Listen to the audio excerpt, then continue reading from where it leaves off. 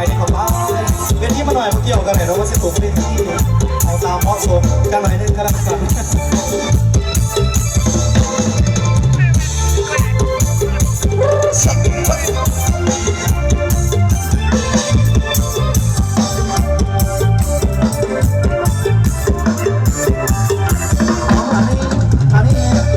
มาฟังลำยาวสุดสุดสาวกันยาวเฝ้า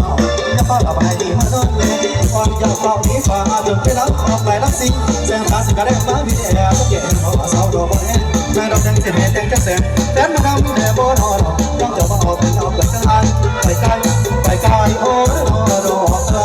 ไปหลาเธอไปหลาเธอไปหลาเธอไปเธอน้ำเดือดเธอน้ำเดือดเธอน้ำเดือดเธอน้ำเดือดปักเสียปักเสียปักเสียปักเสีย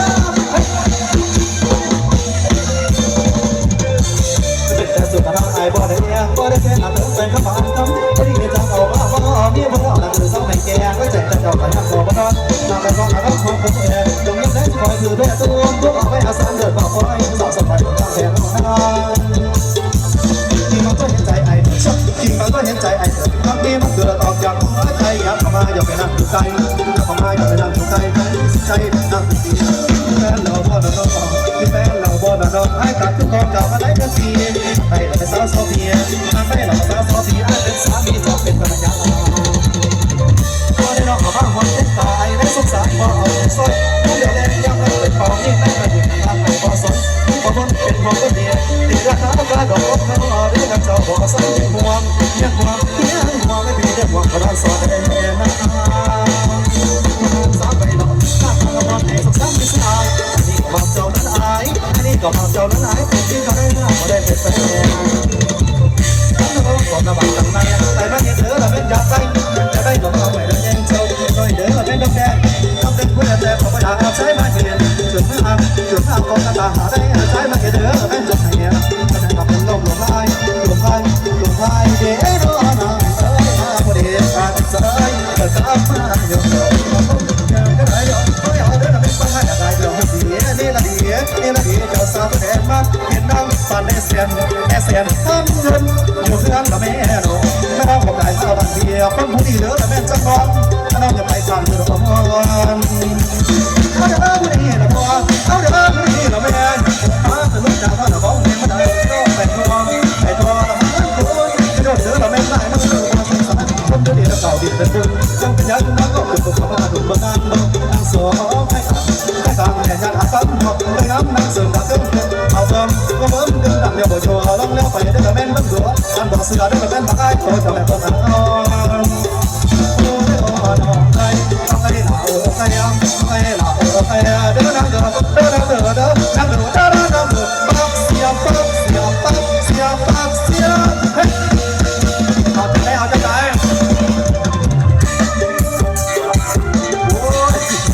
เอาซอยพี่น้องต้องซอยสาวสมัยเสียอยู่หน้าห้างเป็นไงก็ได้ยังไม่พร้อมไงให้มาออกหัวแล้วเดินพี่น้องเด้อจะสิขอบ้านซอยเอาเจ้าไปวันนี้ขอต้องไปนี่สามตัวกระชับสับเปลี่ยนกันพี่น้องเด้อเอาเดี๋ยวได้หลานแล้วเดี๋ยว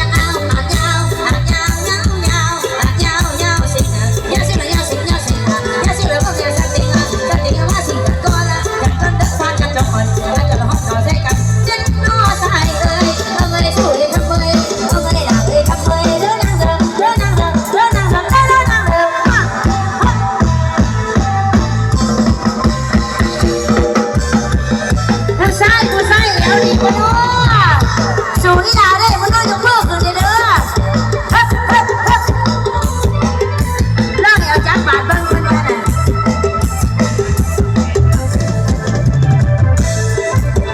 เฮ้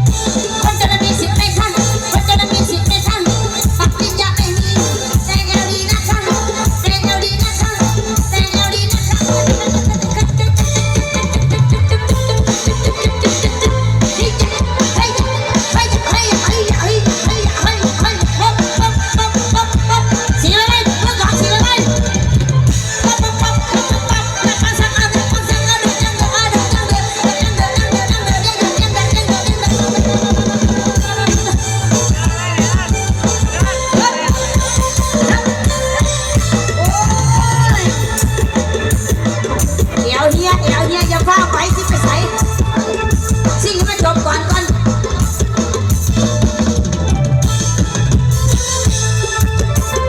ันเจ้านั่นกันนะพี่น้องเด้อซอยกันเปียบสิ